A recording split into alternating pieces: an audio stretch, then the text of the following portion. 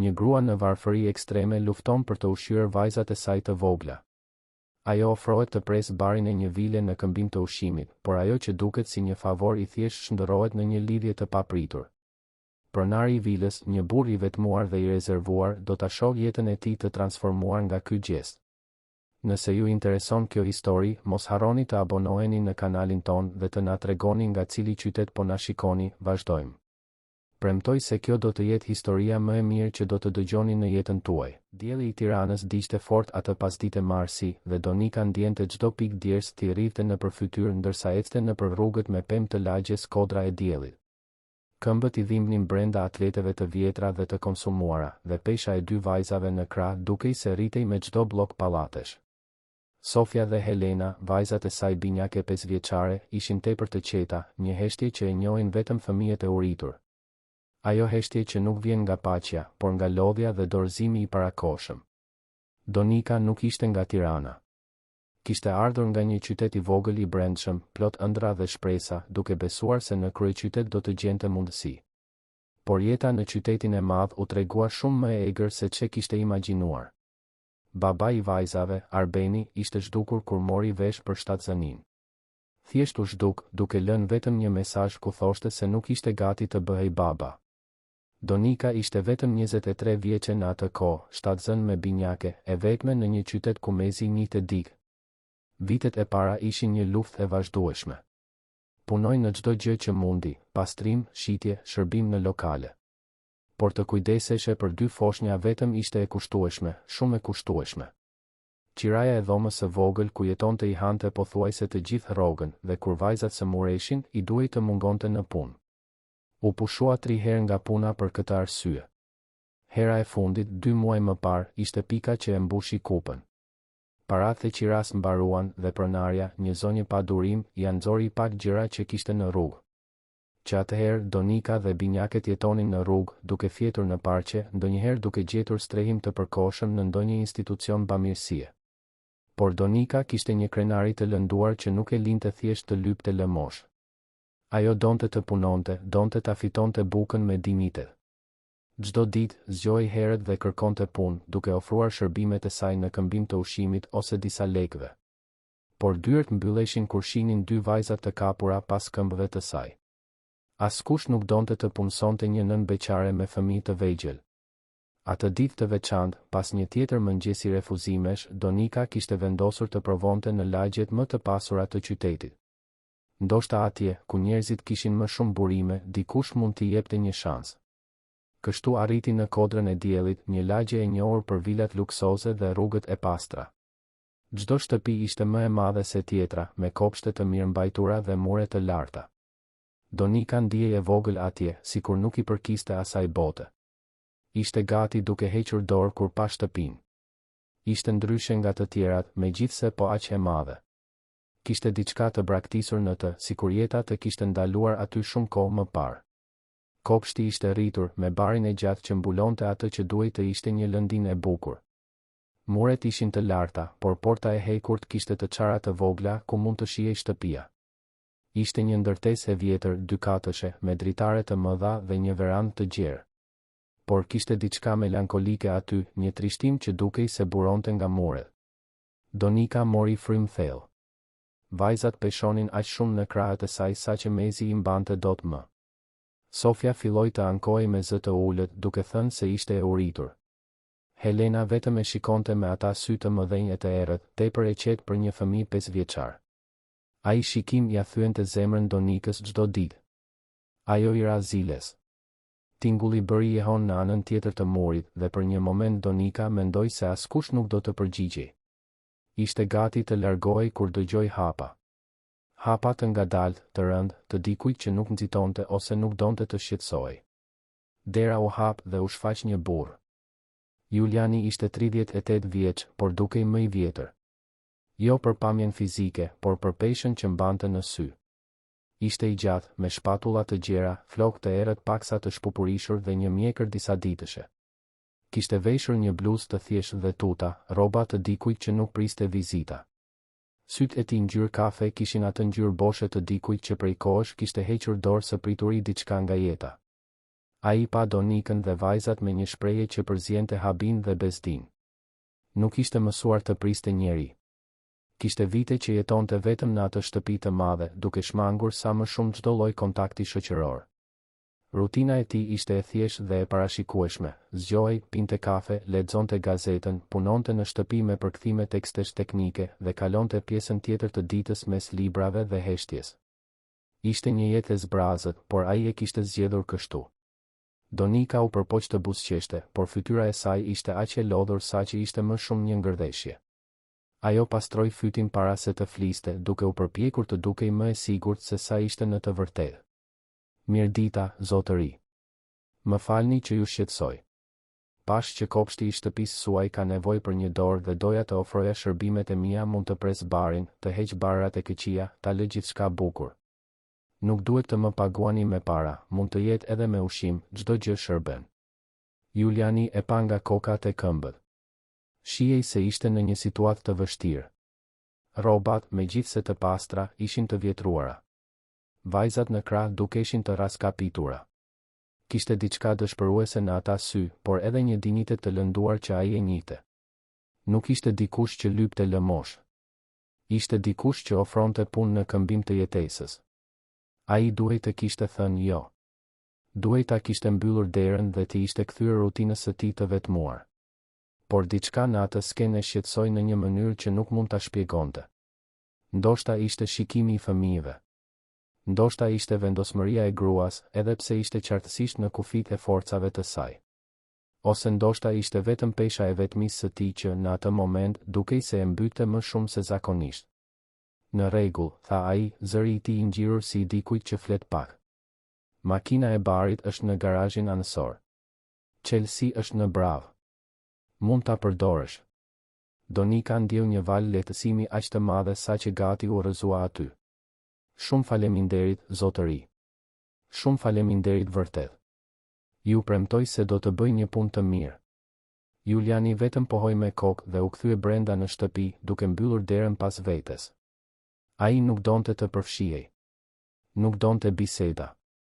Vetëm donte që kjo të mbaronte shpejt që të mund t'i kthehej paqes së tij. Donika i uli vajzat nën hijen e një peme, pranë portës. U dha atyre një shishe të vogël uji që e mbante gjithmonë në çantën e saj të vjetër dhe i bëri të premtonin se do të rinin urt aty.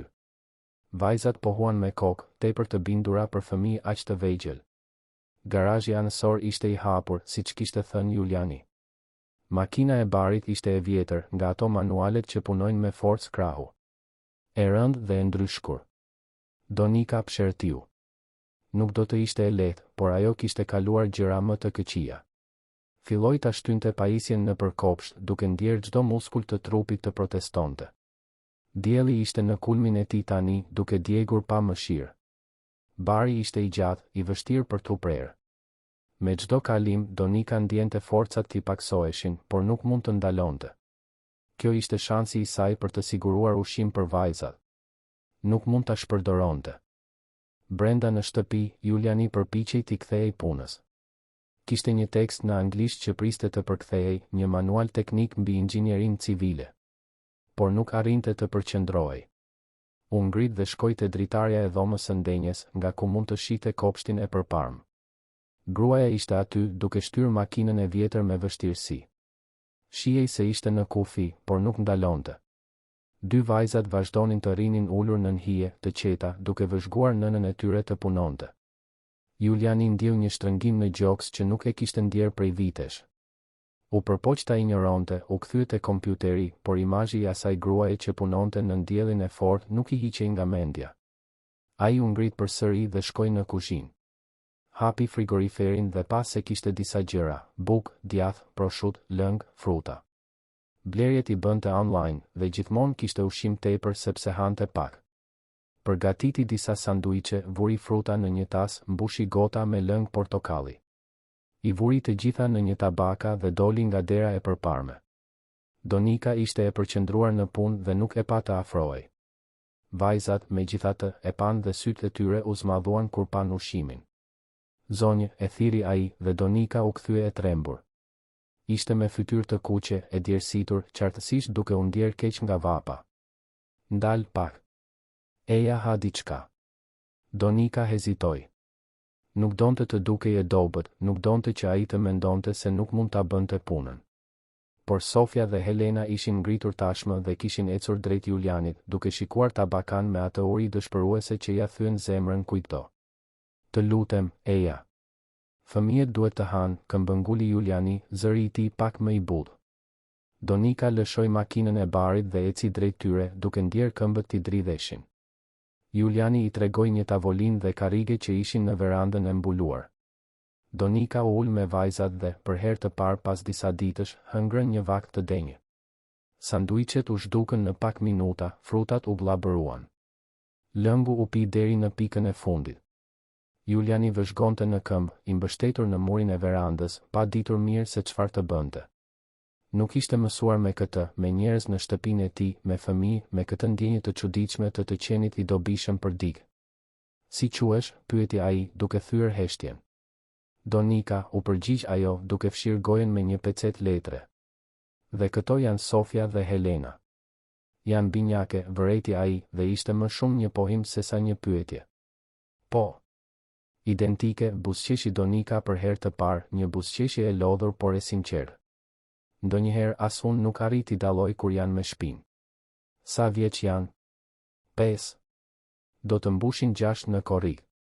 Juliani pohoi me kokë dhe u instalua një heshtje e sikletshme. Ai nuk dinte të bisedonte me njerëz. Kishte kaq shumë kohë që jetonte I izoluar saqë e kishte humbur praktikën e socializimit bazë. Donika e kuptoi sikletin dhe u ngrit. Faleminderit për ushqimin, zotëri. Ishte shumë e sjellshme. Do t'i kthehem punës tani. Julian, tha ai papritur. Emri im është Julian. Faleminderit, Julian, përsëriti ajo, këtë herë duke përdorur emrin e tij. Donika u kthye në kopsht, por Juliani vuri re se ajo ishte akoma më e ngadalë. Dielli, ushqimi I rënë në stomakun bosh, lodhja e akumuluar, gjithçka po kërkonte haraqin e vet, ajo filloi të lëkundej, duke u mbajtur te makina e barit për të mos rënë. Diçka brenda Julianit u thye në atë moment. Ai nuk mundi të qëndronte më pa lëvizur, vetëm duke vëzhguar. Zbriti shkallët e verandës dhe eci drejt saj. Donika e pa të afrohej dhe u përpoq të mblidhte veten, por ishte vonë. Këmbët ju prend dhe ajo filloi të binte. Juliani e kapi nga krahët, fort por me kujdes. Mjaft, tha ai, zëri I tij duke tingëlluar më I ashpër se sa donte. Do të vrasësh veten duke punuar kështu në diell. Hyr në shtëpi. Duhet të pushosh. Por unë ende nuk e kam mbaruar kopshtin, protestoi Donika dobët. Nuk ka rëndësi. Hyr në shtëpi. Tani. Nuk ishte një kërkesë, ishte një urdhër. Por kishte diçka shqetësimi të sinqert aty që e bëri Donikën të bindej. Juliani e udhëhoqi brenda në shtëpi, me vajzat që I ndiqnin pas. Dhoma e ndenjes ishte e madhe, me mobilje të vjetra por të bukura, një raftull I brash I stërmadh plot me libra dhe një televizor që dukej se nuk ishte përdorur prej kohësh. Gjithçka ishte e pastër, por kishte një ajër braktisjeje, sikur ajo shtëpi të mos e dinte më se ç'ishte të ishe një shtëpi. Juliani I tregoi divanin dhe Donika u ul, duke ndjer të gjithë trupin t'i dhimbte. Vajzat u rehatuan pranë saj, të ngjitura si gjithmonë. Juliani u zhduk për një moment dhe u kthye me një gotë ujë të ftohtë dhe një peshqir të lagur. Pije ngadalë dhe fshi fytyrën me këtë. Ke marrë goditje dielli. Donika u bind, duke ndjer lehtësimin e menjëhershëm të ujit të freskët. Juliani qëndroi aty në këmbë, pa ditur se çfarë të bënte me duart, qartësisht I sikletosur nga situata, por I paftë ta injoronte thjesht. Ku po jetoni? Pyeti ai dhe menjëherë u pendua. Nuk donte ta dinte. Nuk donte të përfshihej. Por pyetja tashmë kishte dalë. Donika hezitoi. Kishte turp ta pranonte, turp që ai ta dinte të vërtetën. Por ishte tepër e lodhur për të gënjur. Në rrugë. Ne e humbëm shtëpinë tonë 2 muaj më parë. Kam kërkuar punë, por askush nuk do të punsoj dik me fëmijë të vegjël. Heshtja që pasoi ishte e rëndë. Juliani pa vajzat, që tani flinin të mbështeturat e nëna e tyre, të raskapitura. Pa Donikën, që mbante syt ulur, qartësisht e turpëruar. Ai duhej të kishte qëndruar I heshtur. Duhej të kishte thënë se I vinte keq, por nuk mund të ndihmonte. Duhej të kishte mbajtur politikën e tij të mos përfshirjes me asgjë dhe askën. Por fjalët që i dolën nga goja ishin të tjera. Ka një dhomë bosh në katin e sipërm. Mund të rrini sonte. Nesër shohim se çfarë do të bëjmë. Donika ngriti sytë shpejt e pa besuar. Zotëria. Juliani po flet seriozisht? Nuk bëj shaka me këto gjëra, u përgjigj ai, tashmë duke u penduar por i pa aftë të tërhiqej. Është vetëm për sonte. Nesër ti pushon, ha siç duhet dhe pastaj sheh se çfarë do të bësh. Lotët filluan t'i rridhnin nëpër fytyrën e Donikës. Nuk ishin lot trishtimi, por lehtësimi të thellë. Kishte kaq shumë kohë që dikush nuk i kishte treguar asnjë grimcë mirësie saqë e kishte harruar si ishte kjo ndjenjë. Faleminderit, ishte gjithçka që arriti të thoshte, zëri i saj i mbytur. Faleminderit, Julian. Ai vetëm pohoi me kokë, i sikletosur nga mirënjohja dhe u largua. Dhoma është në fund të korridorit në katin e sipërm. Ka një banjë pranë. Mund të përdorësh çfarë të duhet. Do të përgatis diçka për darkë. Donika mori vajzat e fjetura në krah, një në secilin krah dhe u ngjit shkallëve që Juliani i kishte treguar. Dhoma ishte e thjeshtë por e pastër, me një krevat dopjo, një dollap të vjetër dhe një dritare që shite nga kopshti i pasmë. Kishte pluhur të akumuluar, shenjë se askush nuk e përdorte atë hapësirë prej shumë kohësh, por për Donikën dukej si një pallall. Ajo i shtriu vajzat në krevat dhe ato as nuk lëvizën, aq të lodhura ishin. Donika pastaj shkoi në banjë dhe pa veten në pasqyrë. Ajo që pa e tmerroi. Ishte e panjohur. Fytyra e djegur nga dielli, sytë e futur brenda, flokët e shpupurishur, rrobat e pista me balë dhe djers. Ishte vetëm 28 vjeçe, por dukej sikur ishte 40. Hapi dushin dhe la ujin e ftohtë të binte mbi trupin e saj, duke larë pa pastërtinë, lodhjen, poshtërimin e muajve të fundit. Qau nën ujë, duke lënë zhurmën e dushit të mbulonte dënesat e saj. Sa kohë kishte që nuk bënte një dush të denjë? Sa kohë kishte që nuk flinte në një krevat? Sa kohë kishte që nuk ndihej e sigurt? Kur doli nga banja, gjeti rroba të pastra të palosura mbi krevat. Një bluzë e madhe dhe një paltuta, qartësisht të një burri, por të pastra dhe me erë të mirë. Donika i veshi, duke u ndjerë njerëzore për herë të parë pas disa javësh. Rrobat ishin të mëdha për të, por ishin të rehatshme. Zbriti shkallët ngadalë, duke ndjekur erën e ushqimit që vinte nga kuzhina. Juliani ishte aty, duke përzier diçka në një tenxhere. Kishte shtruar tavolinën me pjata, takëme, gota. Gjithçka e thjesht, por e bërë me kujdes. Vajzat, pyeti ai pa u kthyer. Po flen. Ishin të raskapitura. Më mirë kështu. Lëri të pushojnë. Do të ngjis ushqim më vonë, nëse zgjohen. Donika u ul në tavolinë, ende pa besuar se kjo po ndodhte. Juliani shërbeu darkën, pilaf, pul të pjekur, sallatë. Një vakt i thjesht, por për Donikën ishte një banket. Hëngrën në heshtje. Juliani nuk ishte tip që bisedonte dhe Donika ishte tepër e lodhur për të provuar. Por ishte një heshtje e rehatshme, jo e sikletshme. Pas darkës, Juliani mblodhi pjatat dhe lau enët. Donika u përpoq të ndihmonte, por ai i bëri një shenjë që të qëndronte ulur. Ke punuar shumë sot. Pusho. Kur mbaroi, ai u kthye nga ajo. Dhoma është e jotja për sonte. Nesër flasim për atë që do të bësh. Pse po e bën këtë? Pyeti Donika pa pritur. Pyetja e befasoi po aq sa edhe atë. Por duhej ta dinte. Juliani qëndroi në vend për një moment duke menduar për përgjigjen. Pse po e bënte këtë? As ai vet nuk e dinte. Ndoshta sepse njite tek ajo diçka nga vetja.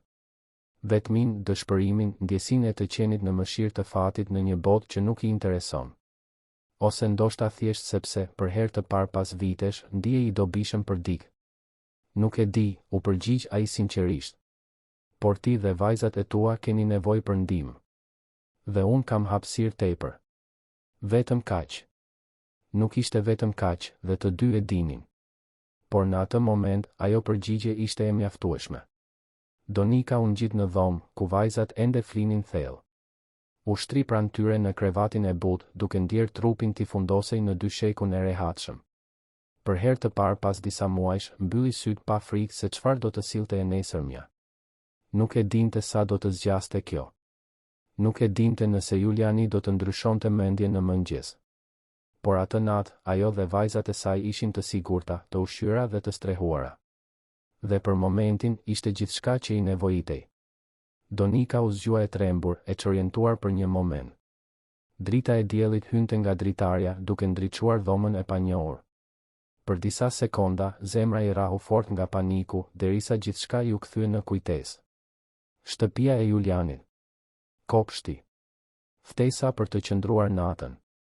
Ajo u kthye dhe pa vajzat që ende flinin thellë pranë saj, fytyrat e tyre të qeta, më në fund të pushuara pas kaq shumë netësh në parqe dhe trotuare.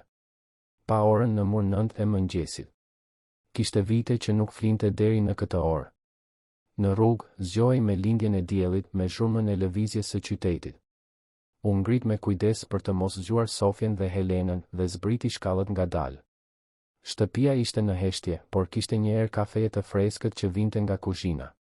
Juliani ishte ulur në tavolinë, duke lexuar gazetën siç bënte çdo mëngjes. Ngriti syt kur ajo hyri dhe vetëm pohoi me kokë në shenjë përshëndetjeje.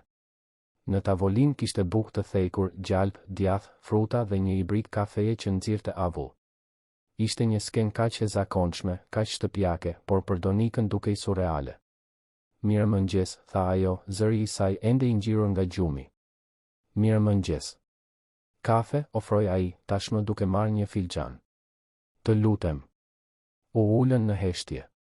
Juliani ju kthye gazetës dhe Donika hëngri ngadalë, ende me ndjesinë e çuditshme të qenit aty. Pas disa minutash, ai palosi gazetën dhe e pa drejt për drejt. Për dje. Oferta ishte për një natë, por ai hezitoi, sikur fjalët i kushtonin për të dalë. Mund të qëndrosh më gjatë. Disa ditë. Derisa të arrish të riorganizohesh. Donika gati sa nuk e lëshoi filxhanin. Po flet seriozisht. Shtëpia është e madhe. Vetëm unë këtu. Ka hapësirë tepër, u përgjigj ai, duke shmangur shikimin e saj. Por ka kushte. Ti ndihmon për ta mbajtur shtëpinë të pastër dhe të rregull. Gatuan, pastron, këto gjëra. Në këmbim ke një çati dhe ushqim. Është një marrëveshje e drejtë. Më shumë se e drejtë, tha Donika shpejt. Pranoj. Mos ki merak, do të kujdesem për gjithçka. Premtoj se nuk do të pendohesh. Juliani vetëm pohoi me kokë dhe u ngrit. Do të punoj në zyrë. Për çdo gjë që të duhet, mund ta përdorësh. Kuzhinën, lavanderin, gjithçka. Vetëm të kërkoj të respektosh hapësirën time të punës. Është dera në fund të korridorit në katin përdes. Mos ki merak. Dhe Julian faleminderit. Vërtet. Ai tundi dorën, sikur të ishte diçka pa rëndësi, dhe u ngjit shkallëve. Por nuk ishte pa rëndësi, dhe të dy e dinin këtë. Për Donikën ishte ndryshimi midis mbijetesës dhe dëshpërimit. Për Julianin ishte diçka që ai ende nuk arrinte ta emërtonte. Ditët e para ishin të përshtatjes. Donika zgjoi herët, përgatiste mëngjesin, kujdesej për vajzat dhe filloi të eksploronte shtëpinë. Ishte e madhe, me 3 dhoma gjumi, 2 banja, një dhomë të madhe ndenjeje, kuzhinë të bollshme, lavanderi të plotë dhe madje edhe një bibliotekë në katin e 2. Por gjithçka ishte e mbuluar nga një shtresë e hollë braktisjeje. Nuk ishte pa pastërti në kuptimin e mirëfillt, por mungesa e jetës, e kujdesit, e vëmendjes. Juliani jetonte aty prej 6 vitesh, që kur e trashëgoi shtëpinë nga një xhaxha i largët që nuk kishte fëmijë. Para kësaj, jetonte në një apartament të vogël në qendër. Shtëpia kishte qenë një dhuratë financiare, por edhe një burg emocional. Ishte tepër e madhe për një person të vetëm, plot me dhoma boshe që bënin një hon vetmisë së tij.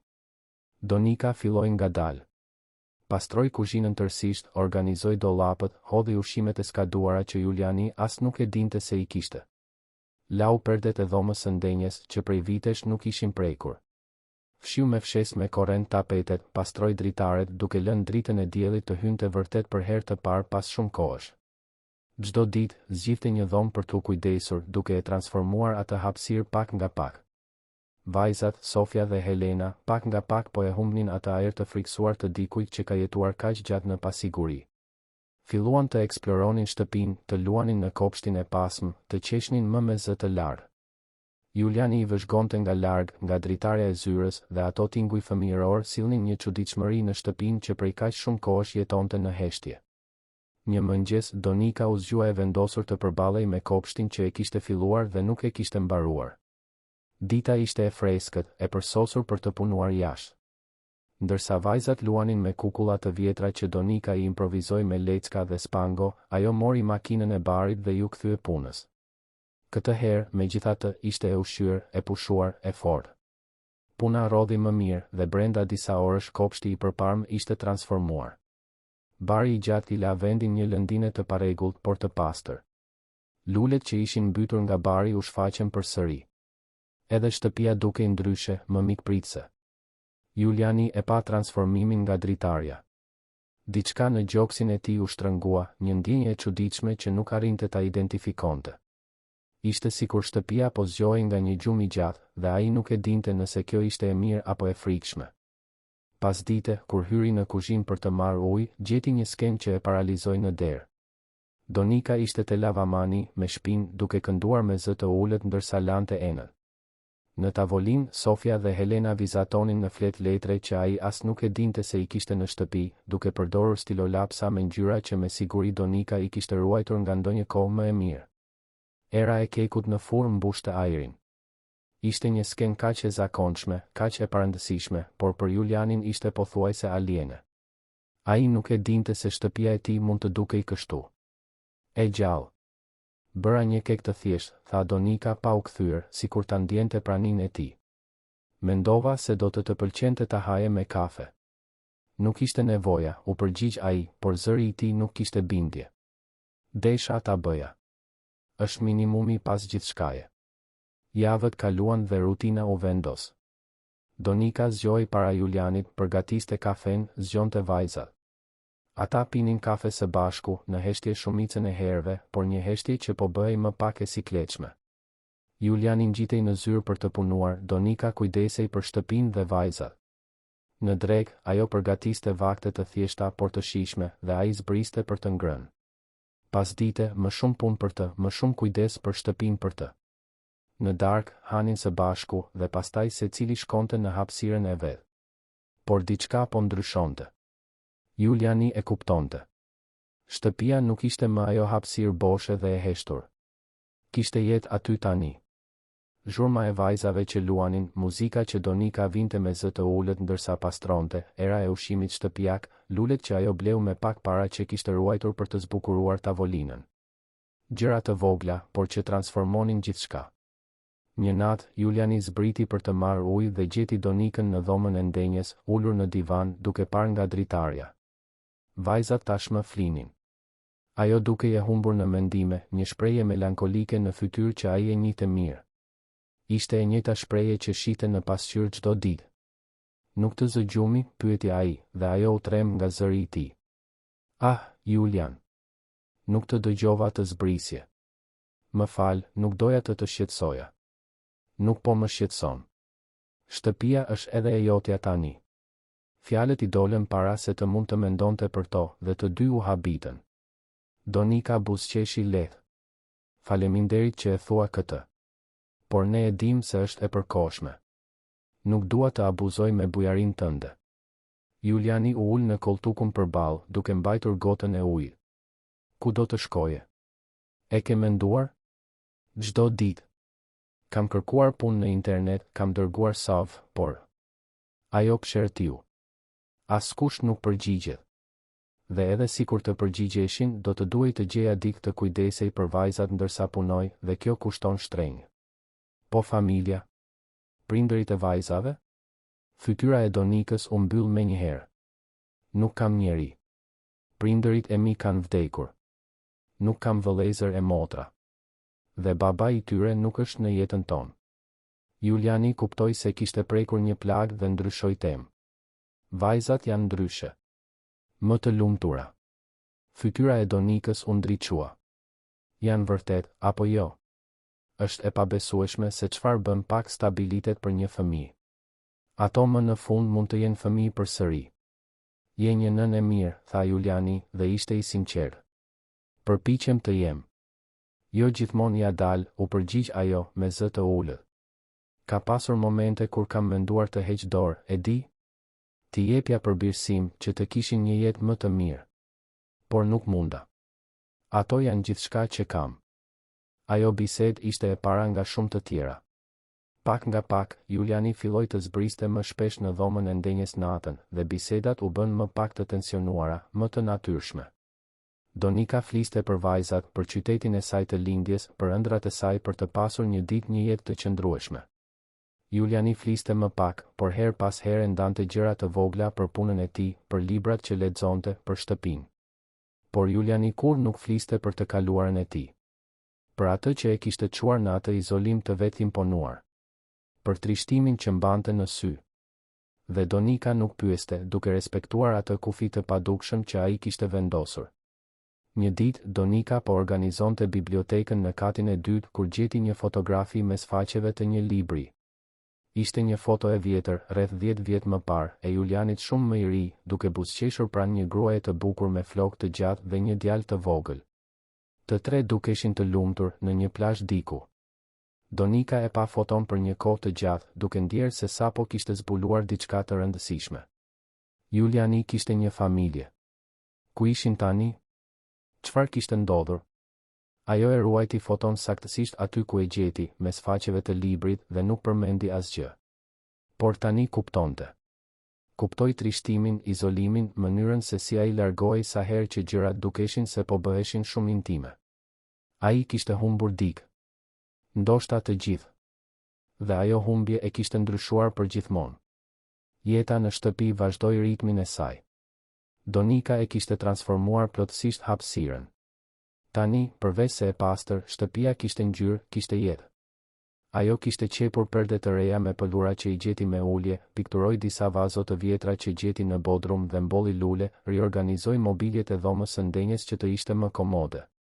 Sofia dhe Helena kishin transformuar njërin nga dhomat boshe në hapësirë lojrash, me vizatime të ngjitura në mure dhe lodra të improvizuara të shpërndara nëpër dysheme. Juliani vëzhgonte gjithë këtë me ndjenja të përziera. Nga njëra anë, i pëlqente. I pëlqente të zgjohej me erë kafeje të freskët, të kishte dikë që e pyeste si i shkoi dita, të dëgjonte të qeshura fëmijësh që bënin një hon nëpër korridore. Nga ana tjetër, ishte i frikësuar. I frikësuar sepse gjithë kjo ishte e përkohshme. I frikësuar sepse po mësoi. I frikësuar sepse, për herë të parë pas 6 vitesh, nuk ndihej plotësisht i vetëm. Dhe kjo frikë po rritej. Sa më shumë kalonin ditët, aq më shumë Juliani kuptonte se po lidhej. Lidhje me vajzat që e përshëndetnin çdo mëngjes me buzëqeshje të ndrojtura. Lidhje me mënyrën se si Donika gjithmonë ja linte kafen në temperaturën e përsosur. Lidhje me gjestet e vogla të kujdesit, si kur ajo lante rrobat e tij bashkë me të sajat, ose kur linte një shënim në frigorifer duke thënë se ushqimi ishte gati për ta ngrohur. Po lidhej, dhe kjo e tmerronte. Sepse herën e fundit që i lejoi vetes të lidhej me dikë, herën e fundit që i lejoi vetes të donte, ai humbi gjithçka. Dhe dhimbja kishte qenë aq e madhe sa që u betua se kur më nuk do të kalonte nëpër këtë. Prandaj ishte izoluar. Prandaj kishte zgjedhur të jetonte vetëm. Për të mos ndjerë më kur atë dhimbje. Por tani, 6 vjet më vonë, ja ku ishte, duke filluar të ndjente përsëri. Duke filluar të kujdesej. Duke filluar të kishte frikë të humbiste. Një pasdite, duke u kthyer nga një blerje e shpejtë në supermarket, Juliani gjeti Donikën në kopsht me vajzat. Ato po mbillnin lule, duart e pista me balth, duke qeshur së bashku. Drita e diellit filtrohej nëpër degët e pemëve, duke ndriçuar skenën me një butësi të ardhë. Për një moment, Juliani vetëm qëndroi aty duke parë. Dhe ndjeu diçka të thyej brenda tij. Nuk ishte dhimbje, nuk ishte trishtim. Ishte frikë. Frikë e pastër dhe paralizuese. Frikë se ajo skenë do të bëhej e përhershme në mendjen e tij. Frikë se, kur Donika dhe vajzat të largoheshin, sepse eventualisht do të largoheshin, ajo shtëpi do të kthehej në atë që kishte qenë gjithmonë, bosh. Dhe tani që e dinte ndryshimin, tani që e dinte si ishte të kishe jetë aty, boshllëku do të ishte i padurueshëm. Atë natë, Juliani ishte më i thatë se zakonisht. U përgjigj pyetjeve të Donikës me një rrokje, hëngri shpejt dhe u ngjit në dhomë. Donika mbeti e hutuar, pa kuptuar se çfarë kishte ndryshuar. Gjithçka ishte mirë në mëngjes. Çfarë kishte ndodhur? Në ditët në vijim, Juliani filloi të largohej. Kalonte më shumë kohë i mbyllur në zyrë, anashkalonte vaktet duke thënë se ishte i zënë, shmangte kontaktin me sy. Donika e ndjeu ndryshimin dhe nuk dinte çfarë të bënte. U përpoq të bisedonte disa herë, por ai gjithmonë shmangej ose ndryshonte temë. Edhe vajzat e vunë re. Mami, Xhaxhi Juliani është i zemëruar me ne, pyeti Sofia një natë ndërsa Donika i vinte për të fjetur. Jo, shpirti im. Ai është thjesht i zënë me punë, gënjeu Donika, duke i puthur ballin së bijës. Por ajo e dinte se nuk ishte e vërtetë. Diçka kishte ndryshuar dhe ajo nuk e dinte se çfarë. Filloi të pyeste veten nëse kishte bërë diçka gabim, nëse kishte kaluar ndonjë kufi pa e kuptuar. Pasiguria që e kishte mbajtur gjithmonë u kthye me forcë të plotë. Ndoshta Juliani ishte lodhur prej tyre aty. Ndoshta donte shtëpinë e tij përsëri, heshtjen e tij përsëri, vetminë e tij përsëri. Një natë, e paftë të flinte, Donika zbriti në kuzhinë. Gjeti Julianin aty, ulur në errësirë, vetëm drita e hënës që hynte nga dritarja. Ai duke i humbur në mendime, një gotë whisky gjysmë e pirë në dorë. Ajo hezitoi në derë, duke menduar të kthehej, por ai e pa. Më fal. Nuk doja të shqetësoja, tha ajo. Nuk po më shqetëson. Zëri i tij tingëllonte i lodhur. Ulu. Donika u ul në tavolinë përballë tij. Qëndruan në heshtje për një moment, vetëm zhurma e largët e makinave që kalonin në rrugë thyente heshtjen. Bëra diçka, pyeti Donika më në fund. Je ndryshe me mua. Nëse kam bërë diçka që të ka bezdisur, të lutem më thuaj. Juliani piu një glënjë whisky para se të përgjigjej. Ti nuk bëre asgjë. Problemi jam unë. Do të flasësh për këtë? Jo. Përgjigjja ishte e drejtë për drejtë, por jo agresive. Në rregull. Por Julian, nëse do që ne të largohemi, mund të ma thuash. Do ta kuptoj.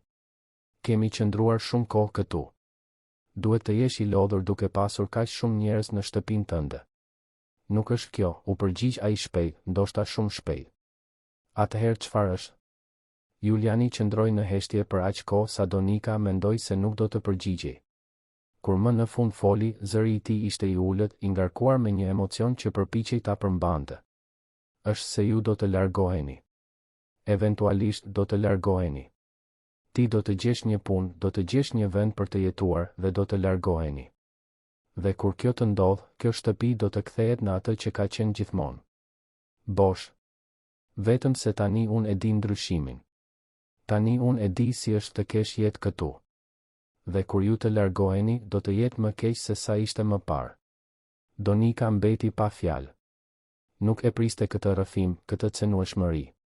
Shtriu dorën përmes tavolinës dhe preku lehtë dorën e Julianit. Nuk duhet të jetë kështu. Ne nuk duhet të largohemi. Ne mund të qëndrojmë. Nuk mundeni, u përgjigj ai, zëri i tij i ashpër. Gjithçka është e përkohshme. E kam mësuar këtë në mënyrën më të keqe të mundshme. Asgjë nuk zgjat për gjithmonë. Dhe unë nuk mund të kaloj në për këtë përsëri. Të kalosh në për çfarë? Pyeti ajo butësisht, por ai u largua, duke u mbyllur përsëri. Nuk ka rëndësi. Është e kaluar. U ngrit duke lënë gotën në lavaman. Natën e mirë, Donika. Dhe unë gjithë shkallëve, duke e lënë atë vetëm në kuzhinën e errët, me më shumë pyetje se sa përgjigje. Donika qëndroi aty ulur për një kohë të gjatë, duke u përpjekur të kuptonte se çfarë po ndodhte, duke u përpjekur të kuptonte atë burr të komplikuar që i kishte hapur shtëpinë e tij, por që nuk arrinte të hapte zemrën e tij. Dhe atë natë, për herë të parë, ajo kuptoi diçka që e friksoi, edhe ajo po lidhej. Jo vetëm me shtëpinë, stabilitetin, sigurinë, por me të. Me mënyrën e qetë se si ai kujdesej për të pa pritur asgjë në këmbim. Me mirësinë e fshehur pas një fasade indiference. Me buzëqeshjet e rralla që ndonjëherë i shpëtonin kur mendonte se askush nuk po e shite. Dhe kjo e tmerronte po aq sa edhe atë. Sepse ajo ishte lënduar më parë. Kishte besuar te dikush dhe ishte braktisur. Dhe nuk ishte e sigurt nëse do të arrinte ta mbijetonte këtë përsëri. Ditët në vijim u shënuan nga një tension i heshtur që rrinte pezull mbi shtëpi si një re e rëndë. Juliani mbante distancën e tij, i zhytur në punë, duke shmangur momentet kur më parë i lejonte vetes të relaksoj. Donika vazhdonte të kujdesej për shtëpinë dhe vajzat, por tani kishte një kujdes në lëvizjet e saj, sikur të ecte mbi vezë, me frikën se mos bënte diçka që mund të çekuilibronte edhe më shumë atë situatë të brishtë.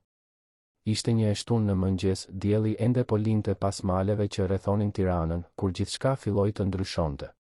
Donika ishte në kuzhinë duke përgatitur kafen kur dëgjoi zilen të binte. U çudit, sepse askush nuk e vizitonte Julianin. Në të gjithë muajt që ishte aty, nuk kishte parë asnjë person të vetëm të vinte në shtëpi. Hezitoi, pa ditur nëse duhej të hapte derën apo të thërriste Julianin, por ziles i ran përsëri me këmbëngulje. Hapi derën dhe u përball me një burr të moshës së mesme, me kostum të errët, syze, një çantë të zezë nën krah. Ai e pa me habi, qartësisht duke mos pritur të gjente një grua dhe 2 fëmijë në shtëpinë e Julianit. Mirëmëngjes. A është Juliani? Pyeti ai, i sjellshëm por kureshtar. Po, është. Vetëm një moment. Donika e la burrin të priste dhe u ngjit shkallëve me vrap. Trokiti në derën e dhomës së Julianit. Dikush po të kërkon. Juliani hapi derën, ende me pijame, flokët të shpupurishur, një shprehje e hutuar në fytyrë. Kush? Nuk e di. Një burr me kostum. Shprehja e Julianit ndryshoi. Një përzierje bezdie dhe dorëzimi kaloi nëpër fytyrën e tij. Është Marceli. Avokati im. Harrova se do të vinte sot. Vesh shpejt një palë xhinse dhe një bluzë dhe zbriti shkallët. Donika u kthye në kuzhinë, por nuk mundi të mos dëgjonte pjesë të bisedës që vinte nga dhoma e ndenjes. Avokati fliste për dokumente, nënshkrime në pritje, vendime që duheshin marrë. Ajo u përpoq të përqendrohej në përgatitjen e mëngjesit të vajzave, por vëmendja e saj ishte e ndarë. Julian, duhet t'i nënshkruash këto letra. Kanë kaluar 6 vjet. Nuk mund ta shtysh këtë përjetësisht, thoshte avokati, zëri i tij i prerë por mirëkuptues. E di, Marcel. E di. Por nuk është e lehtë. Askush nuk tha se do të ishte. Por është e nevojshme. Për ata. Donika ndjeu se po dëgjonte diçka që nuk duhej. U ngjit shpejt shkallëve dhe shkoi në dhomën e vajzave, ku Sofia dhe Helena ende flinin. U ul në karrigen pranë dritares, duke u përpjekur të mos mendonte për atë që kishte dëgjuar, por ishte e pamundur. 6 vjet. Diçka kishte ndodhur 6 vjet më parë. Diçka që Juliani ende nuk arrinte ta kapërcente. Dhe përfshinte njerëz të tjerë. Me siguri familjen e fotografisë që ajo kishte gjetur. Gjysmë ore më vonë dëgjoi derën e përparme të mbyllej dhe hapa të rënd që ngjiteshin shkallëve. Juliani kaloi nëpër korridor, hyri në dhomën e tij dhe përplasi derën. Tingulli bëri jehon në të gjithë shtëpinë. Donika qëndroi aty ulur, pa ditur çfarë të bënte, nëse duhej të shkonte të fliste me të apo ta linte vetëm. Vajzat u zgjuan dhe rutina e ditës filloi. Mëngjesi, lojra në kopsht, dreka. Juliani nuk zbriti për asnjë vakt. Donika i ngjiti një pjatë rreth orës 2 pasdite dhe trokiti në derën e dhomës. Asnjë përgjigje. E la pjatën në dysheme, përballë derës dhe zbriti. Në mbrëmje, pasi i vuri vajzat për të fjetur, Donika pa dritë që dilte poshtë derës së Julianit. Trokiti lehtë. Julian? A je mirë? Po, erdhi përgjigja e mbytur nga ana tjetër. Mund të hyj? Heshtje. Pastaj, mundesh. Donika hapi derën ngadalë. Juliani ishte ulur në krevat, me shpinën të mbështetur në krye, 10 dokumente të shpërndara rreth tij. Duke i raskapitur, sytë e kuq, sikur të kishte qarë ose të mos kishte fjetur prej ditësh. Ndoshta të dyja. Hëngre diçka? Pyeti ajo. Nuk kam uri. Julian, duhet të hash. Thash që nuk kam uri. Zëri i tij doli më jashpër se sa donte, dhe ai menjëherë dukej se u pendua. Më fal. Nuk doja të flisja ashtu. Donika u ul në cep të krevatit, duke mbajtur distancë, por duke qenë prezente. Do të flasësh për atë që po ndodh? Nuk ka asgjë për të folur. Ka po. Qartësisht po vuan për diçka. Juliani pa dokumentet e shpërndara, gishtat e tij preknin njërin prej tyre hutueshëm. Janë letra të procedurave të trashëgimisë. nga trashëgimia e tyre. Avokati im ka të drejtë, duhet ta zgjidh këtë. Por sa herë që marr këto letra, sa herë që shoh emrat e tyre të shkruar aty, unë. Zëri i tij u ndërpre. Nuk mundem. Të tyre, pyeti Donika butësisht. Juliani qëndroi në heshtje për aq kohë sa ajo mendoi se nuk do të përgjigjej. Kur më në fund foli, zëri i tij ishte i ngarkuar me një dhimbje aq të thellë sa Donika e ndjeu në gjoksin e saj. Gruas dhe djalit tim. Kamilës dhe Mikelit. Ata u ndan nga jeta 6 vjet më parë. Aksident me makinë. Unë po i jepja makinës. Donika ndjeu zemrën t'i shtrëngoi. Tani gjithçka kishte kuptim. Izolimi, frika për t'u lidhur, shtëpia bosh, trishtimi që ai e mbante si një peshë të padukshme, por gjithmonë prezente. Julian, më vjen shumë keq. Ishte faji im. Sikur të kisha marrë një rrugë tjetër, sikur të kisha dalë nga shtëpia 5 minuta më vonë, sikur ta kisha parë atë kamion që po vinte. Kaq shumë sikur. Por në fund, ata ikën dhe unë mbeta. Dhe nuk arri të kuptoj pse. Nuk ishte faji yt. Ishte një aksident. Të gjithë e thonë këtë. Por unë isha aty. E pash. Unë mbjetova pa asnjë gërvishtje dhe ata. Ai ndaloi, i paftë të vazhdonte. Donika u afrua dhe, pa kërkuar leje, e përqafoi. Juliani u ngurtësua për një moment, por pastaj u shkri. Qau si me siguri nuk ishte qarë prej vitesh, dënese të thella që dilnin nga një vend që ai ishte përpjekur ta mbante të mbyllur. Donika vetëm e mbajti, duke e lënë të lironte atë dhimbje që e mbante prej kaq shumë kohësh. Kur më në fund u qetësua, Juliani u largua, duke fshirë fytyrën me duar. Më fal. Nuk doja ta hidhja këtë mbi ty. Nuk ke pse të kërkosh falje. Ndonjëherë duhet ta lëm të dalë. Prandaj u largova nga ti dhe vajzat javët e fundit. Sepse kur ju shikoj, kur ju shoh duke e transformuar këtë shtëpi, duke sjell jetë përsëri këtu, unë friksohem. Friksohem të lidhem dhe të humbas përsëri. Friksohem se historia do të përsëritet. Friksohem se, nëse ju lë të hyni vërtet në jetën time, fati do t'ju marrë edhe juve. Jeta nuk funksionon kështu, Julian. Nuk mund të jetojmë me frikën e humbjes. Nëse është kështu, nuk do të jetojmë kur vërtet. Por unë kam humbur tashmë. Dhe nuk e di nëse mund të mbjetoj duke humbur përsëri. Donika i kapi duart e tij mes të sajave. Ti tashmë po jeton përsëri. Mund të mos e kuptosh, por po e bën. Me çdo mëngjes që ha me ne, me çdo herë që buzëqesh kur vajzat bëjnë ndonjë prapësi, me çdo bisedë që bëjmë. Ti po kthehesh në jetë, Julian. Dhe është në rregull të kesh frikë. Por mos e lër frikën të ta vjedh këtë. Ata qëndruan aty ulur në heshtje për një kohë të gjatë, vetëm duke mbajtur duart e njëri tjetrit. Dhe në atë moment diçka ndryshoi mes tyre. Një barierë kishte rënë dhe tani po shihnin njëri tjetrin vërtet, me të gjitha plagët dhe shenjat. Ditët në vijim ishin ndryshe. Juliani ende mbante trishtimin e tij, por tani ai nuk ishte më një sekret i mbyllur. Donika e dinte, e kuptonte dhe e respektonte. Dhe në një farë mënyre, kjo e bënte gjithçka më të lehtë.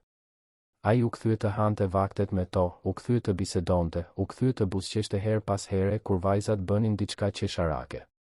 Por nëse sekretet e Julianit kishin dalë në dritë, ato të Donikës mbeteshin të varrosura.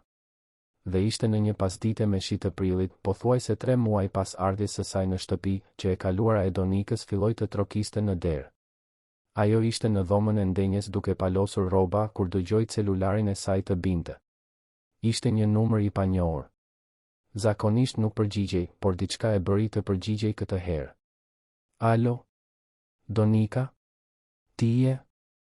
Zëri në anën tjetër ishte mashkullor, i njohur në një mënyrë që ja ngriu gjakun. Kush është? Është Arbeni. Baba i vajzave. Bota ndaloi. Donika ndjeu këmbët t'i dridheshin dhe ju desh të ulej. Arbeni. Pas më shumë se 5 vitesh pa dhënë asnjë shenjë jete, pa një telefonat, pa ndihmë, pa asgjë, ai po telefononte. Çfarëdo, zëri i saj doli më i ftohtë se sa priste ajo vetë. Dua t'i shoh vajzat e mia, kam të drejtë. Të drejtë? Ti u zhduke kur ato ishin foshnja. Nuk pagove kur asnjë qindark pension ushqimor. Nuk deshe kur të dije nëse ishin gjallë apo po vdisnin urije. Dhe tani kërkon të drejta? Isha i hutuar në atë kohë. Nuk isha gati. Por kam ndryshuar, Donika. Po punoj, kam një jetë të qëndrueshme. Dua t'i njoh vajzat e mia. Jo. E ke humbur atë të drejtë. Nuk është kaq e thjeshtë. Mund të shkoj në gjykatë. Mund të kërkoj të drejtat e mia si baba. Dhe nëse nuk më lë, mund të ta komplikoj jetën në mënyra që as nuk i imagjinon. Ishte një kërcënim i fshehur, por i qartë. Donika ndjeu panikun t'i ngjitej. Nuk mund ta bësh këtë. Po, mundem. Dhe do ta bëj nëse nuk bashkëpunon. Më tako nesër. Bisedojmë. Shënoje adresën. Donika e shënoi mekanikisht, dora i dridhej. Kur mbylli telefonin, qëndroi aty ulur në shok. Si e kishte gjetur Arbeni numrin e saj? Si e kishte gjetur atë?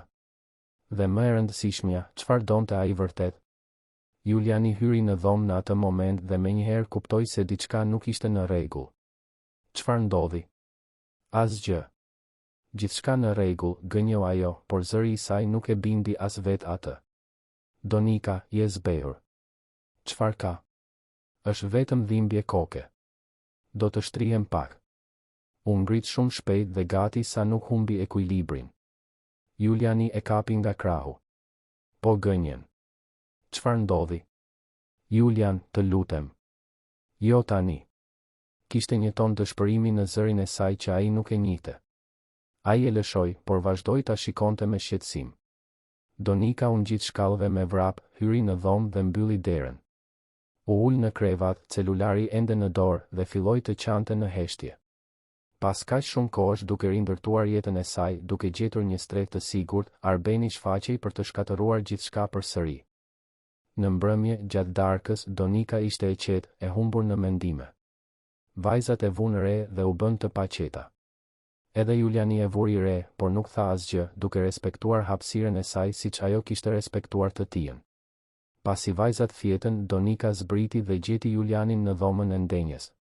Ajo duhej të fliste me dik, duhej të tregonte. Nuk e duronte më ta mbante atë vetëm. Julian, duhet të tregoj diçka.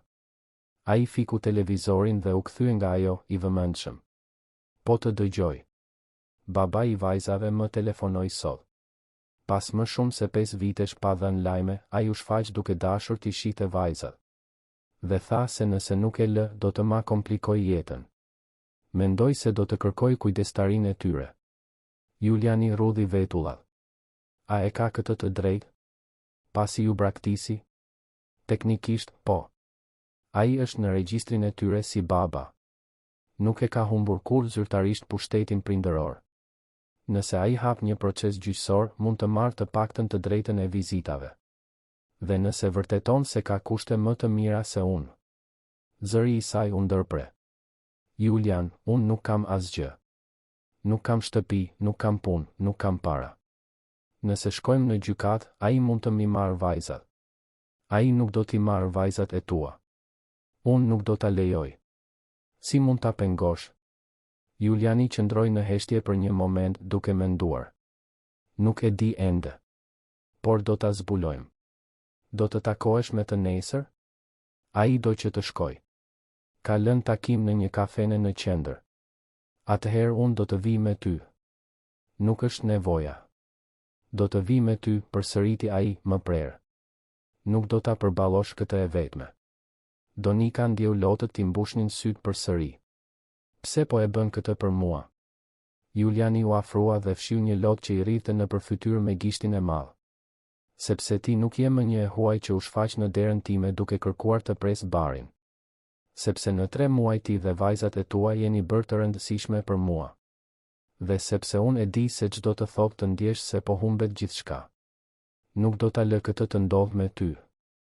Atë natë, Donika mezi arriti të flinte. Rrotulloi në krevat duke imagjinuar një skenar të ndryshëm për takimin e ditës së nesërme. Po sikur Arbeni të kishte ndryshuar vërtet? Po sikur ai të kishte të drejtë t'i njihte vajzat?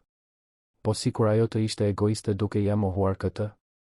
por pastaj kujtonte të gjitha netët që kishte kaluar vetëm, shtatzën, e frikësuar, pa njeri. Të gjitha ditët që kishte kaluar në rrugë me 2 foshnja në krah, duke kërkuar strehe. Çdo herë që vajzat qanin nga uria dhe ajo nuk kishte asgjë për t'u dhënë. Ku ishte Arbeni në të gjitha këto momente?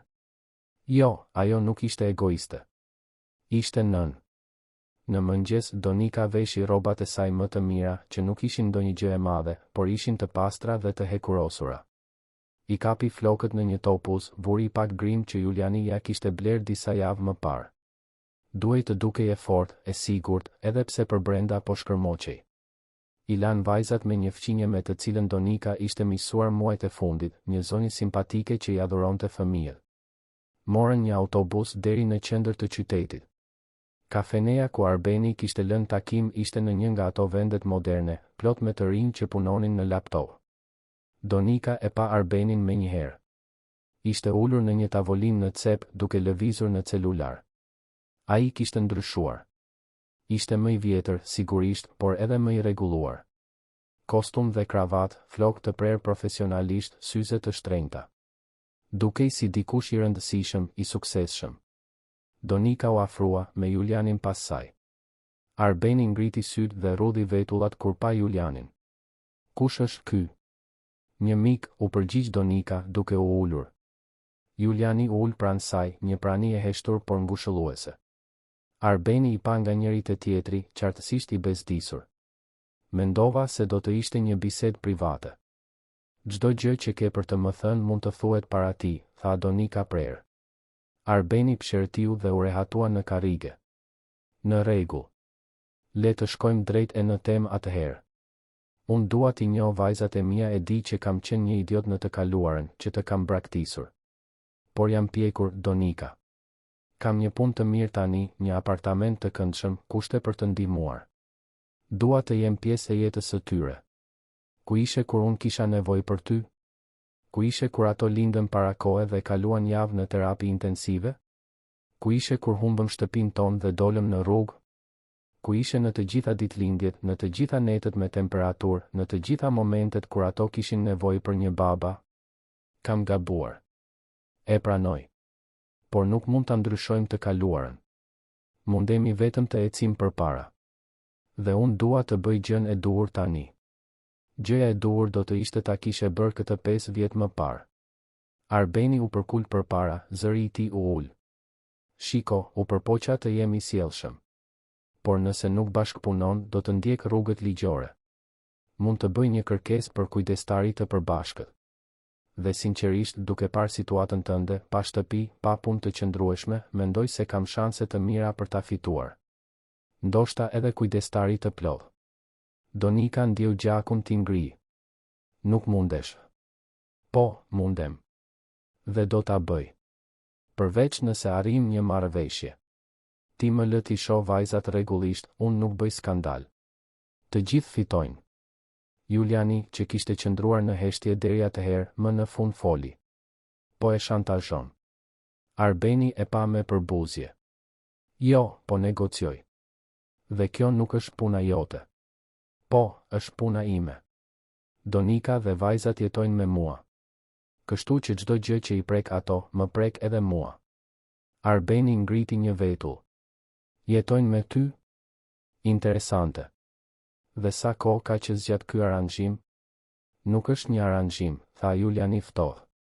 Është një familje që ndihmon njëri tjetrin. Familje? Arbeni qeshi. E njeh prej sa, 3 muajsh? Dhe tashmë jeni familje? Të lutem.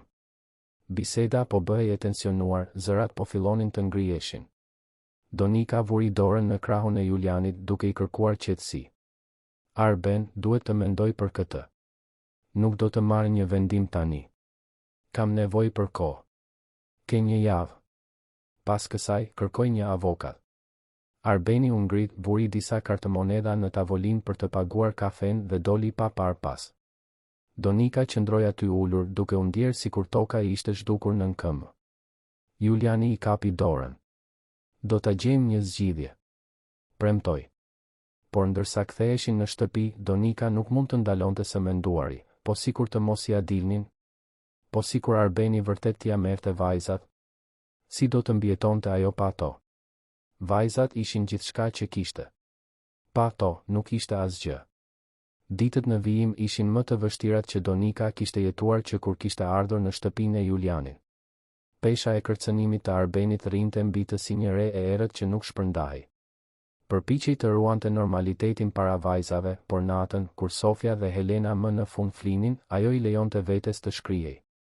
Juliani ishte gjithmonë aty, një prani e vazhdueshme, ngushëlluese, edhe kur nuk kishte fjalë për të thënë. Të mërkurën e asaj jave, Juliani hyri në kuzhinë ku Donika po përgatiste drekën. Ai kishte një shprehje të vendosur në fytyrë, një dosje me dokumente në duar. Duhet të flas me ty, është e rëndësishme. Donika fshiu duart në përparse dhe u ul në tavolinë. Juliani e vuri dosjen para saj dhe u ul gjithashtu. Kam kaluar ditët e fundit duke menduar për një zgjidhje. Fola me avokatin tim, Marcelin, I shpjegova situatën.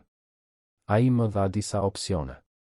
Opsione, pyeti Donika, duke u përpjekur të mos krijonte shpresa.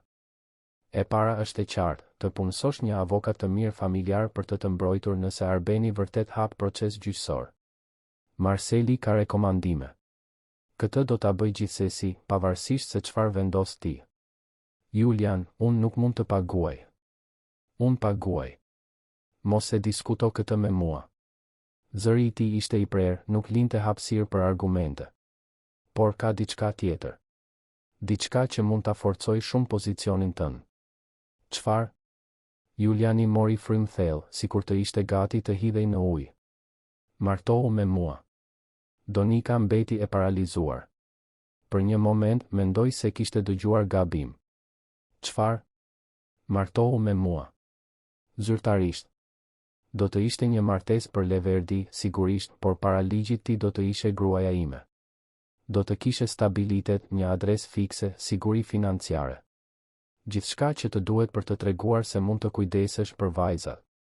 Dhe unë mund t'i birsoja. Siç më shpjegoi avokati im, nëse unë I birsoj vajzat dhe ne jemi të martuar, Arbeni nuk do të kishte më asnjë pushtet mbi to, pushteti I tij prindëror do të shuhej. Donika nuk arrinte të përpunonte atë që po dëgjonte. Ti je I gatshëm ta bësh këtë?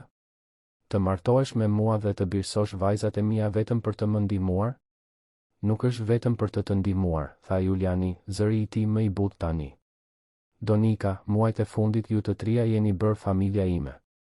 Zgjohem në mëngjes dhe pres të dëgjoj të qeshurat e vajzave. Zbres për kafe dhe pres të shoh aty. Kthehem nga puna dhe pres ta gjej shtëpinë plot jetë. Ju tashmë jeni pjesë e jetës sime. Kjo vetëm do ta bënte zyrtare diçka që tashmë ekziston vërtet. Po ti? Po ndjenjat e tua? Nuk është e drejtë të lidh në një martesë pa dashuri vetëm për shkak të problemeve të mia. Juliani I kapi duart e saj mes të tijave, duke e parë drejtë në sy. Kush tha se nuk ka dashuri? Pyetja mbeti pezull në ajër, e rënd me kuptim. Donika, kam kaluar 6 vjet duke u fshehur nga jeta, me frikën për të ndjerë, me frikën për të jetuar. Ti dhe vajzat më treguat se ka ende jetë pas dhimbjes. Se ende mund të jemi lumtur. Nuk po e kërkoj këtë vetëm për ty, po e kërkoj edhe për veten time. Sepse nuk dua të jetoj më vetëm. Nuk dua të kem më frikë. Dua t'ju kem në jetën time. Zyrtarisht. Lotët rridhnin lirshëm nëpër fytyrën e Donikës tani. Po sikur të shkoj keq? Po sikur të mos funksionoj? Po sikur të shkoj mirë? Po sikur të jetë saktësisht ajo që na duhet të gjithëve? Ai I fshiu lotët me gishtin e madh. Shiko, nuk po të kërkoj të më duash tani. E di që është e komplikuar, e di që ende mban plagët e tua. Por po të kërkoj të më japësh një shans. Një shans për të qenë një familje e vërtetë. Nuk di çfarë të them, përshpëriti Donika. Thuaj po. Të lutem.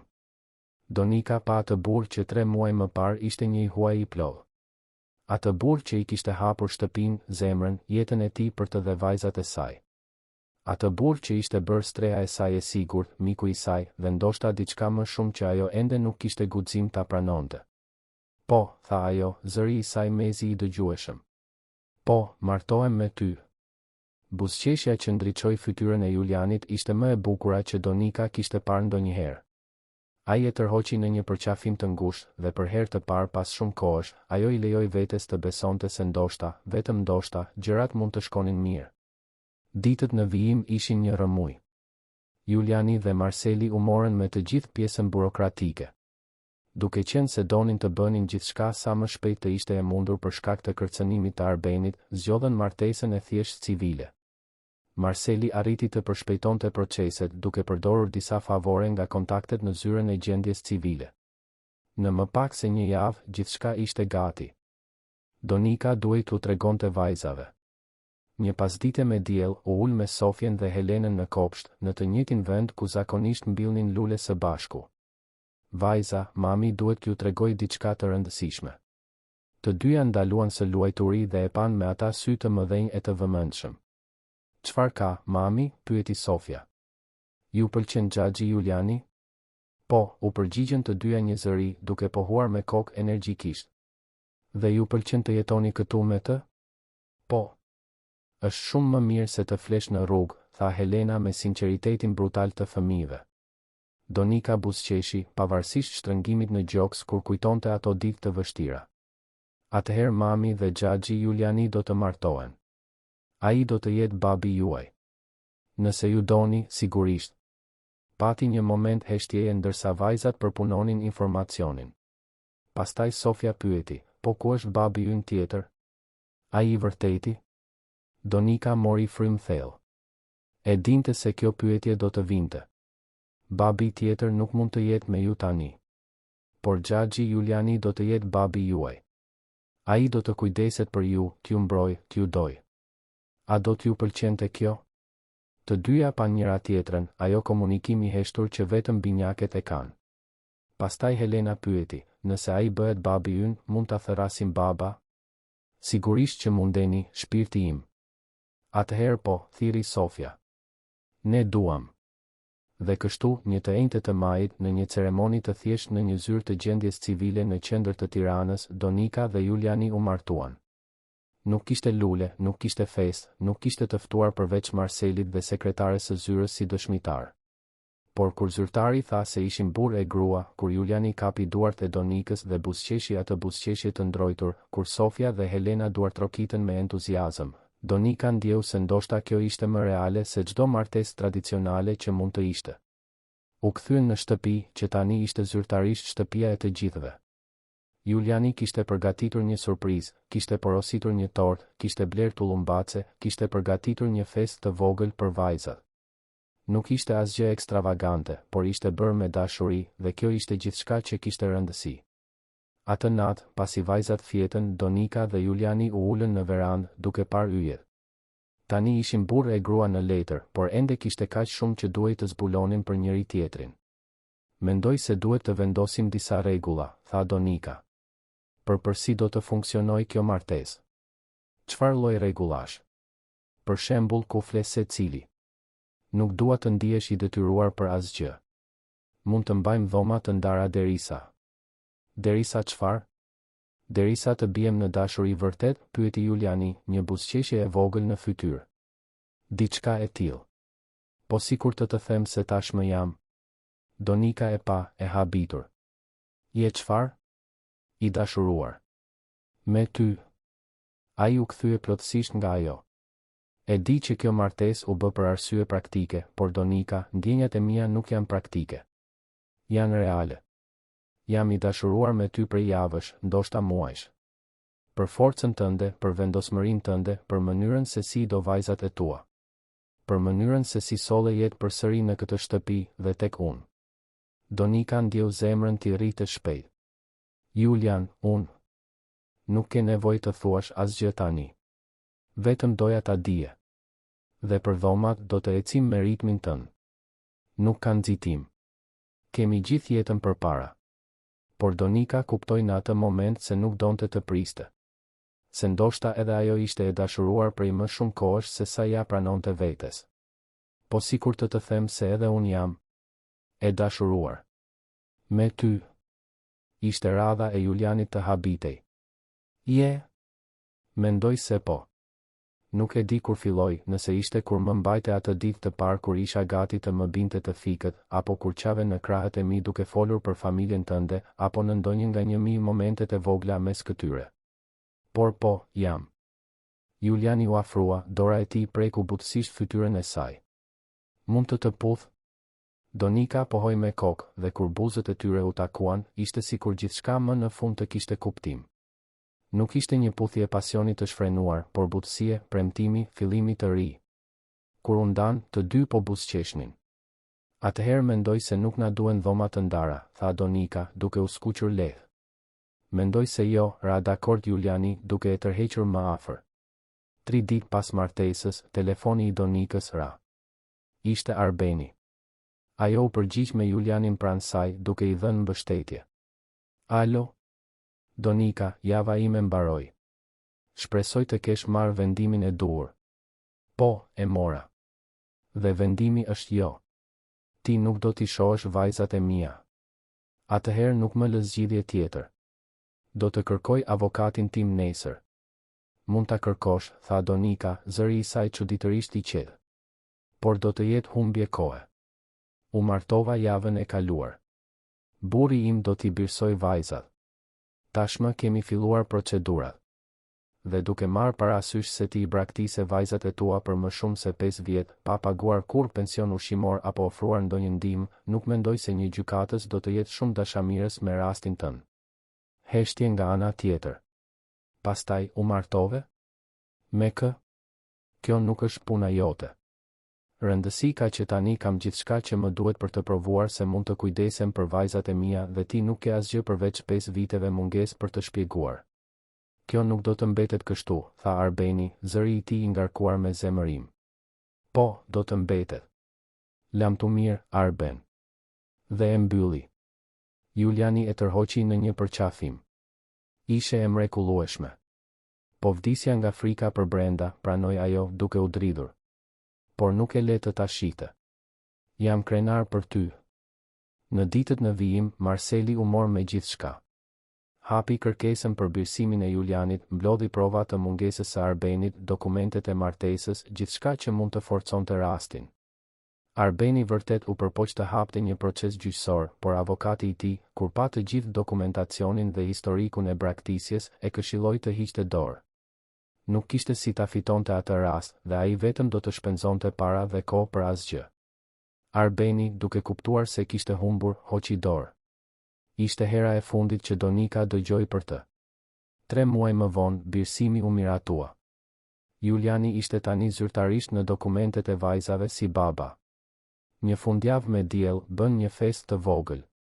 Marceli erdhi, fqinja që ndihmonte me vajzat gjithashtu, dhe disa kolegë pune të Julianit që ai kishte filluar t'i takonte përsëri pas vitesh izolimi. Sofia dhe Helena shkëlqenin me fustanet e tyre të reja që Donika i kishte qepur posaçërisht për rastin. Vraponin në përkopsh, duke qeshur, pa asnjë kujtim të ditëve të vështira në rrugë. Për to, ajo shtëpi gjithmonë kishte qenë shtëpia e tyre, Juliani gjithmonë kishte qenë babai i tyre, dhe ajo gjithmonë kishte qenë familja e tyre. Atë natë, pasi të gjithë ishin larguar dhe vajzat fjetën të raskapitura nga loja, Donika dhe Juliani u ulën në divanin e dhomës së ndenjes. Ajo ishte mbështetur tek ai, të dy vetëm duke shijuar heshtjen e rehatshme. E di çfarë është qesharake, tha Donika. Kur erdha këtu, atë pasdite marsi, gjithçka që doja ishte ushqim. Kur nuk e imagjinova se do të gjeja një familje. Dhe unë mendova se doja vetëm vetmi, u përgjigj Juliani, duke i puthur majën e kokës. Kur nuk e imagjinova se një grua që i binte ziles sime do të ndryshonte gjithçka. A pendohesh? Për gjithë këtë? As për një sekondë. Po ti? As unë. Për herë të parë pas vitesh, ndjej se jam saktësisht aty ku duhet të jem. Juliani e përqafoi më fort. Të dua, e di? Vërtet. Edhe unë të dua. Shumë. Dhe aty, në atë shtëpi që kishte qenë bosh për kaq shumë kohë, por tani ishte plot jetë, dashuri dhe shpresë, 2 shpirtra të lënduar gjetën shërim te njëri tjetri. Sepse ndonjëherë dashuria nuk vjen me bujë dhe fishek zjarr. Ndonjëherë ajo vjen e heshtur, e maskuar si mirësi, si një pjatë ushqim, si një dhomë e ofruar, si gjeste të vogla kujdesi që ndërtojnë diçka më të madhe se sa secili prej tyre mund ta imagjinonte. Muajt u shndërruan në vite. Sofia dhe Helena u rritën në atë shtëpi, me kujtime të lumtura të një babai që i donte pa kushte dhe një nëne që kur nuk hoqi dorë prej tyre. Juliani u kthye të jetonte vërtet, jo vetëm të ekzistonte. Shtëpia u mbush me kujtime të lumtura, foto në mure, vizatime të vajzave në frigorifer, zhurmë dhe jetë në çdo cep. Donika gjeti një punë në një dyqan rrobaçepësie, duke bërë atë që gjithmonë e kishte dashur, të punonte me pëllura dhe kreativitet. Nuk ishte një punë që paguaj shumë, por ishte e saja, e fituar me mundin e saj, dhe kjo do të thoshte gjithçka për të. Juliani vazhdoi punën e tij me përkthime, por tani kishte dikë tek I cili të kthehej në fund të ditës. Një të diel në mëngjes, 2 vjet pas atij takimi të parë, familja ishte mbledhur në kopsht. Juliani po mësonte vajzave të mbyllnin trëndafila, duart e tij të mëdha duke udhëhequr duart e tyre të vogla në tokë. Donika vëzhgonte nga veranda, një filxhan kafeje në dorë dhe një buzëqeshje në fytyrë. Mami, eja shiko. Babi tha se këta trëndafila do të bëhen gjigant, bërtiti Helena, e entuziazmuar.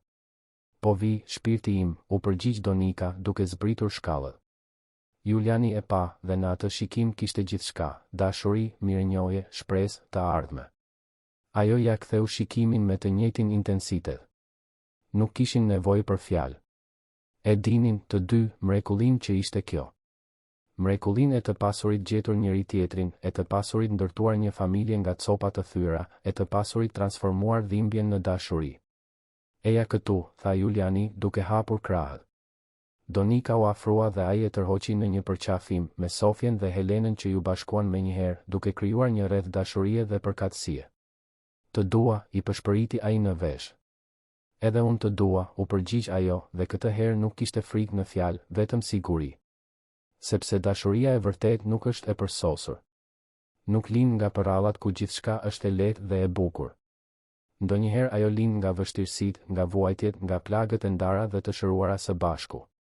Lind kur 2 njerëz të thyer vendosin të ringrihen së bashku, kur vendosin se është më e fortë të përballosh jetën në çift se sa vetëm. Dhe atë mëngjes me diell në Tiranë, në atë kopsht që më parë ishte vetëm bar I keq dhe braktisje, por tani lulëzonte me trëndafila dhe jetë, 4 zemra rrihnin në sinkron, të bashkuara nga lidhje më të forta se gjaku, dashuria, zgjedhja dhe siguria se, pavarësisht se çfarë do të vinte përpara, do ta përballonin së bashku. Si familje. Siç duhej të ishte. Juliani pa shtëpinë, duke kujtuar se si ishte kur erdhi Donika, bosh, e heshtur, e vdekur. Tani kishte perde me ngjyra në dritare, bicikleta të vajzave të mbështetura në verandë, lule në vazo kudo dhe kryesisht kishte të qeshura. Kishte jetë. Kishte dashuri. Për çfarë po mendon? Pyeti Donika, duke ndjekur shikimin e tij. Si një moment mund të ndryshoj gjithçka. Sikur të mos e kisha hapur atë derë atë ditë. Por e hape. Dhe unë I rash ziles. Dhe ja ku jemi.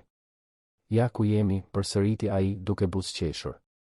Dhe nuk ka vend në botë ku do të preferoja të isha. Vajzat I tërhoqën prindërit përsëri në kopsht, të emocionuar për të mbaruar mbjelljen e trëndafilave. Dhe ndërsa punonin së bashku, duke bërë duart me baltë, duke qeshur me shakat pa kuptim të Sofjes dhe vëzhgimet serioze të Helenës, asnjëri prej tyre nuk mendonte për të kaluarën. Nuk mendonin për dhimbjet, humbjet, momentet e vështira. Mendonin vetëm për të tashmen, për atë moment të përsosur të papërsosmërisë, ku një familje e improvizuar por shumë reale po ndërtohej, një ditë në një kohë, një gjestë dashurie në një kohë. Dhe kur dielli filloi të perëndonte, duke pikturuar qiellin me ngjyrë portokalli dhe rozë, të katërt hynë së bashku në shtëpi, të kapur për dore, gati për një tjetër darkë familjare, një tjetër natë me histori para gjumit, një tjetër mëngjes duke u zgjuar së bashku. Sepse ajo shtëpi, që për kaq shumë kohë kishte qenë vetëm një strukturë boshe, tani ishte më në fund ajo që gjithmonë duhej të kishte qenë, një shtëpi. Një shtëpi plot dashuri, jetë, shanse të dyta dhe provë e gjallë se edhe në rrethanat më të vështira, kur 2 shpirtra vendosin të takohen, mrekullit mund të ndodhin. Dhe ato ndodhen.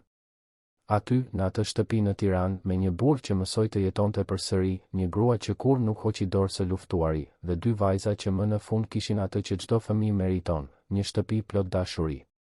Nuk ishte e përsosur. Kishte ditë të vështira, diskutime, momente dyshimi. Por ishte reale. Ishte e tyre. Dhe ishte e mjaftueshme. Vite më vonë, kur Sofia dhe Helena të ishin tashmë të rritura, ato do të shinin pas dhe do të kujtonin atë të diel me trëndafila. Do të kujtonin baban që u mësonte me durim, duart e forta por të buta që u udhëhiqnin të tyre. Do të kujtonin nënën që vëzhgonte me atë buzëqeshje të butë që do të thoshte paqe. Dhe do të kuptonin se familja nuk është vetëm kush të jep jetën. Është kush zgjedh të qëndroj, kush zgjedh të doj, kush zgjedh të quajë të vetin. Dhe Juliani kishte zgjedhur. Ashtu si Donika kishte zgjedhur të besonte përsëri. Ashtu si ata, së bashku, kishin zgjedhur të ndërtonin diçka të bukur nga rënojat e jetëve të tyre të kaluara. Sepse në fund, kjo është ajo që bën dashuria. Ajo ndërton. Ajo shëron. Ajo transformon. Dhe në atë shtëpi që një ditë ishte vetëm një strehë e përkohshme, por u bë një shtëpi e përjetshme, dashuria kishte fituar. Dhe do të vazhdonte të fitonte çdo ditë, në çdo gest të vogël, në çdo shikim, në çdo moment të ndarë. Për gjithmonë.